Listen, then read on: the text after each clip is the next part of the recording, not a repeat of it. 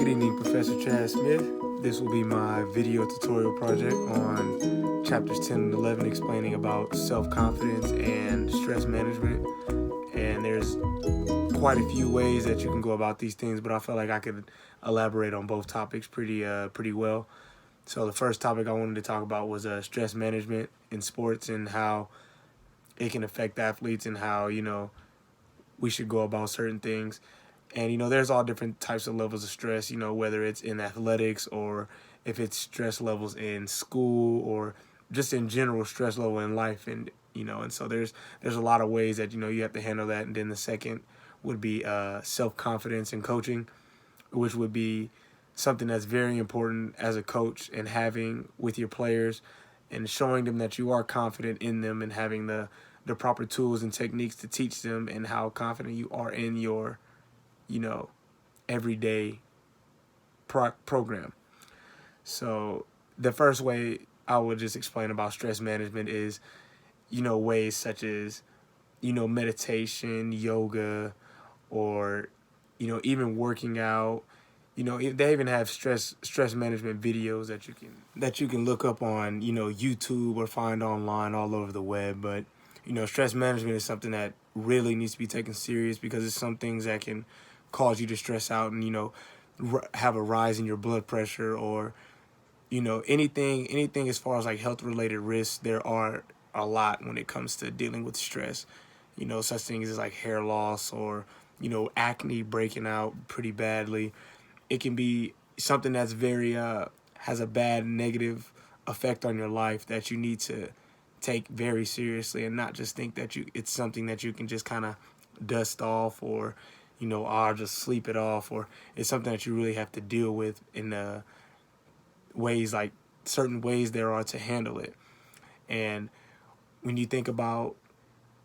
stress and how you are able to cope with it, or there's a million techniques. It's not all of them is going to work for everybody, but in coaching and dealing with stress and with your players, you never want to be a stressed out coach ever, because if you're being a stressed out coach, that's going to have a negative effect on your team. As usually, they mentioned in the chapters, stress is just another one of those things that can be very bad for your team, but also can cause more than just a bad season or a bad losing record. It can have a whole effect on the whole children or all the kids that you are, coaching under, or the ones that do believe in you. You never want to, add that everyday lifestyle into, your players or even into your own lifestyle as a coach. And just to, kind of give you some of the basic strategies that there is in coping with stress. There's things such as like, emotion focused, solution focused, appraisal, focus. There's all these different types of coping strategies that you can have and how you can go about stress and the right ways to do it, so it doesn't always have to have a negative impact on your life. You learn to cope with it and learn ways to not always stress about certain things that don't need to be stressed about, And so that's one of my main topics for, this video. And, my second topic would be, as I mentioned before, self-confidence in coaching and when dealing with players. Self-confidence is something that every coach should have, and you should never ever bring your players down or make them feel less confident than what they are. Always teach them to be, have the utmost confidence. And it's something that confidence is something that you can have already, but it can also be something that you earn, and you earn the right to be a little cocky, or in certain situations, or you feel like you're the man or you've arrived. But self-confident as a coach is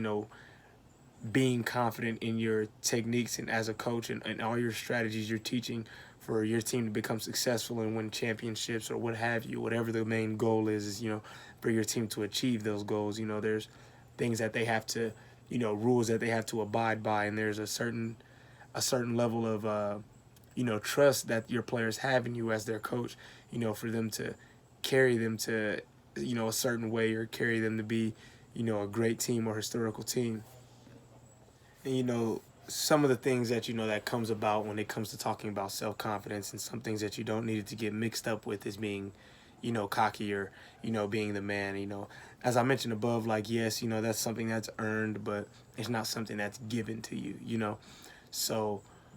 when you think about being, self-confident and showing how much you really care about a sport, that can also be things that, increase your confidence, and when you integrate being self-confident and your coaches being self-confident within you, those things all come together as one, and it makes a very successful player, because at the end of the day, when you look at the big picture, majority of the time I would say a confident player will always perform better than a player with low confidence, because a player with low confidence is always going to be questioning what their skill set is, or should I make that break, or should I do this specific technique. A confident player is just gonna get right to it, and he's gonna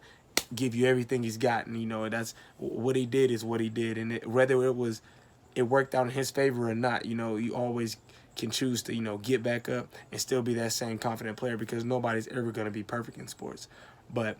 I feel like you can link self-confidence and stress management in one setting, as far as how you're going to deal with each one, because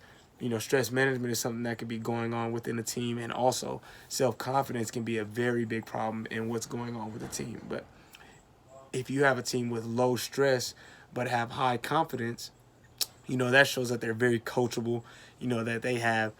everything going for them. They don't want to be average, they don't want to be mediocre. But if you have somebody, say if you have a team has low confidence, but your coach is has a very high self-confidence, now that can be like very interesting in a way, because you will truly see how big of an impact this coach has on that team that has low confidence. If he comes into a program that's not doing so well and he wants to, change things up, make it a great program, there's a lot of things that you can take into account when it comes to dealing with stress management and self-confidence. But at the end of the day, stress is something in sports and life, just in school, is something that needs to be taken very serious, because you don't want to have these health risks that that happens, with people, and doing things such as yoga, tai chi, going to workout, anything that you want, daily want to do on a daily. But for the most part, if you look at it, when you're talking about self-confidence, in a team, that's something that's very important in how good you feel your team is. So that's my video tutorial project for today, and thanks for listening.